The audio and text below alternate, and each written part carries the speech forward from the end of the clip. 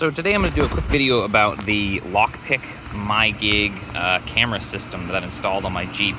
I actually went to share the video that I thought I had already done about this and realized I hadn't done an update. I did the pre-installation video. So what I've done is added cameras over each of the wheels. Where is it? There it is right there. There's one. And these are illuminated cameras, so you can use them at night. So I actually have a switch that can turn them off so that they aren't running during driving, because obviously that's illegal. I have the front forward-facing one that goes to a DVR, and there's a DVR behind my glove box, which I've also wired into it. The other camera is up in here, and you can even see my maker's marks, my bend marks there, my little out arrow, because I didn't finish those, but that camera faces this tire. I then have on the skid with the evaporative canister there, right next to the drive shaft. You can kind of see it right, get my finger in the frame there. Yep, right at the end there. This little camera there. And that one I can see the front pumpkin and the two front tires. And it all started because I wanted a backup camera. So I'll go inside the Jeep and show you what that looks like. The backup camera you could see was lit up because that one is on currently. And I just started the vehicle and that's how that stays on. This button here turns all of the cameras on. So when the vehicle's off, that'll shut everything off, but this will power all of the cameras so that they won't be on when I'm just driving. I'll know that they're on because that blue light is illuminated. And what it does from the system standpoint is once you get into, once you've opened up the app essentially inside here, there's VES, which is a vehicle entertainment system, which allows you to run video to the system from an auxiliary source. So I can put a DVD player in here, or the TV tuner that's in the rear, I can run to this, or run video from this to the rear of the vehicle where I also have a screen. I can view the video, this is my forward-facing camera here. So that's also, you can see the recording there. It's been running for 9 minutes, that's as long as the vehicle's been on. And behind the glove box, which at the end of this I'll show you where all that's mounted, is the DVR that just constantly records. As soon as the vehicle's on, it turns on and records all of my motion. This one was just an add-on at the end because I realized I had an extra input. The other cameras, though, are where the real magic is at, so to speak.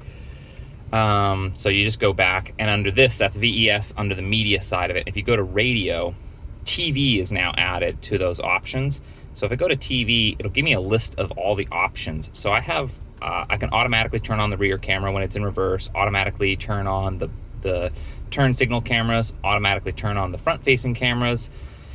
It does a bunch of silly other features, like I can do a 0 to 60 and a bunch of other kind of non-needed things. Add VES, which is that vehicle entertainment system. You have to click on this one and accept it to allow it to have that front-facing or fifth camera. And this is all just a plug and play. So you pull the actual head unit out, plug in a unit in between it and the harness, and then plug all of your cameras into that. So it's super, super easy. If you ever wanted to revert it back to factory, it's super simple to do. You just literally unplug it and it all goes back to stock. No ifs, ands, or buts about it. It's super cool. It can't really brick anything because it doesn't have any interference with that. It just interprets the signal as it's outgoing. So this is available because of I think it's the Chrysler Pacificas and their SUVs or whatnot, their Town and Countries actually, I think is what it is, the minivans that have entertainment in the back headrests of the seats. But this is the control for all of those. I have mine set up so that if, let's put it back to Sirius here, if I put the vehicle in drive, then the front-facing camera automatically turns on. And as long as I stay under 8 miles an hour, this camera shows me my front tire, and because the rear end's all jacked up, the drive shaft kind of blocks where that tire is. But you can see the pumpkin, you can see your skid plates, so you know what you're going to run into. Now, if I wanted to see the top of that tire, if I put the blinker on, and this is a little bit fogged because it's raining out, I can see the top of that tire. It's kind of hard to see on that side. I guess I should wipe that camera down for this.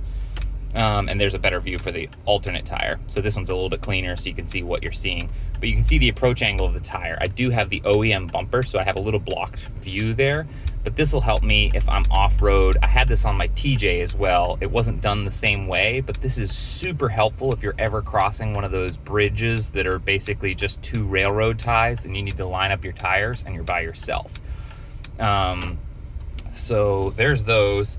And then obviously when you put it in reverse, you get the reverse camera. I had the lines on mine. It's actually dark. I just wiped the cameras off because it's been raining before I did this.